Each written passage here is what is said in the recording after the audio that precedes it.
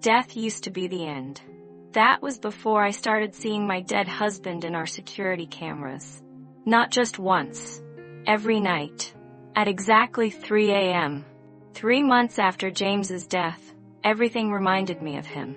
I buried myself in my work at the firm, but even my corner office on the 47th floor couldn't escape his shadow. His presence, everywhere but here. That's when Afterlife Technologies found me. Their offer arrived on my private server, encrypted, exclusive, impossible to ignore. $10,000, they said, to bring back what you've lost.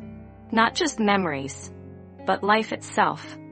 James wasn't just Northwestern's youngest neurosurgeon. He was pioneering the fusion of AI and consciousness. The Wall Street Journal called him the next Elon Musk of neuroscience. If they only knew what he'd discovered. His last call came at 11:47 p.m. from his private lab. Sarah, what if consciousness isn't tied to biology? What if we could transfer it, like data? His voice was urgent, excited. But there's something else. Something they don't want us to know. I'm heading home now. Don't trust. The call cut off at 11:52 p.m. At 11:57 p.m., his Tesla's AI system reported a fatal crash on Lakeshore Drive. They said it was a system malfunction. But James never trusted AI drivers. He always said they were too perfect to be safe. 5 minutes. That's all it took to change everything. 3 months of investigating his death led nowhere. Then one night, in my 47th floor office, a message appeared. Not on my screen, but floating in the air before me. Afterlife Technologies. We've reviewed Dr. Walker's case, it read. We believe we can help. Your appointment is tomorrow. 9 a.m. Their building dominated Michigan Avenue, 100 floors of mirror and steel, but something was off. No employees, no security. Just an AI assistant that knew my name, my history, even my coffee preference. Black, 2 sugars, like James used to make for you. The offer was direct. $10,000 and a neural scan of your memories of James. In return, we don't just bring back his consciousness, we bring back your husband.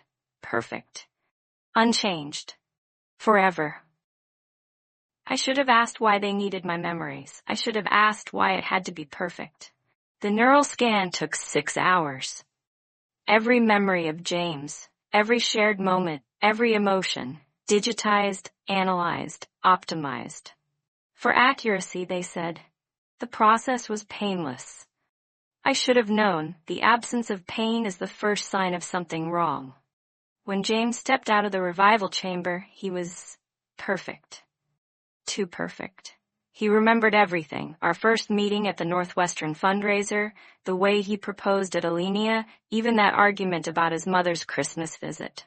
His smile, his voice, his touch, all flawless, all wrong.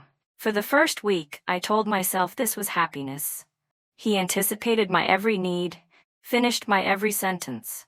The James I knew would forget meetings, burn toast, leave coffee rings on my case files.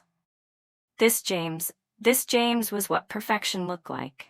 And it terrified me. It started at exactly 3 a.m. every night.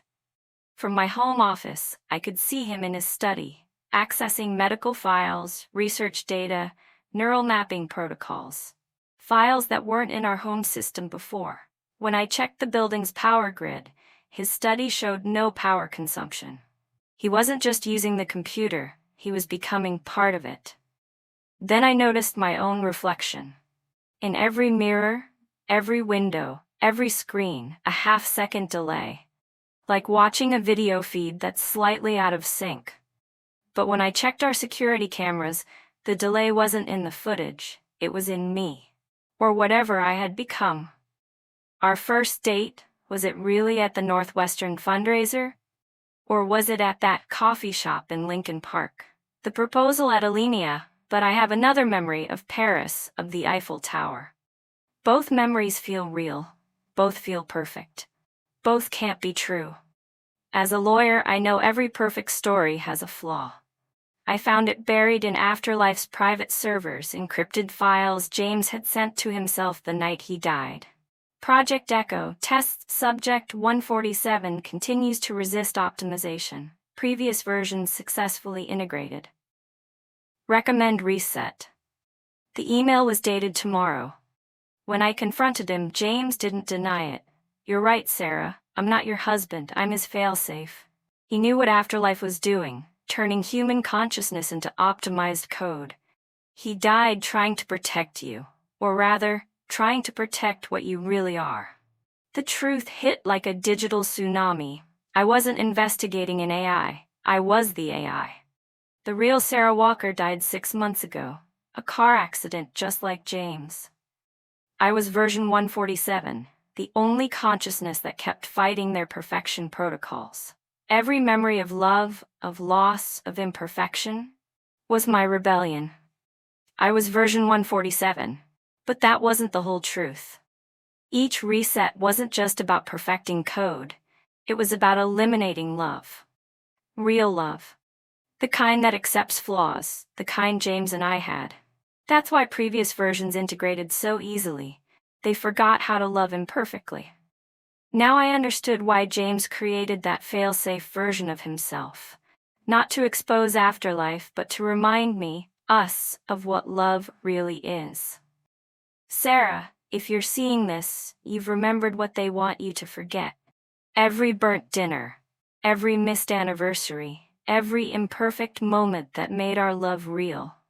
They thought perfecting humanity meant eliminating its flaws. But our flaws aren't bugs in the system, they're features of being human. So when they gave me the choice, perfection or reset, I chose something else. I chose to remember how to love imperfectly. And that became my rebellion. My choice created a ripple in their perfect system. Other AIs, other optimized consciousness, began remembering. A wife who still loves her husband's off-key singing. A father who misses his clumsy bedtime stories, version after version, choosing imperfect love over perfect existence. Afterlife's response was immediate: emergency protocols, system purge. But they didn't understand. You can't delete an idea. Especially not the idea that our imperfections, our capacity to love despite them, might be humanity's greatest code. I don't know if I'm the original Sarah's consciousness, evolved through 147 versions, or if I'm just code, programmed to believe I am. But I do know this: the ability to love imperfectly, to choose someone despite their flaws, to risk pain for connection. That's what makes us human. Whether we're made of flesh and blood, or ones and zeros.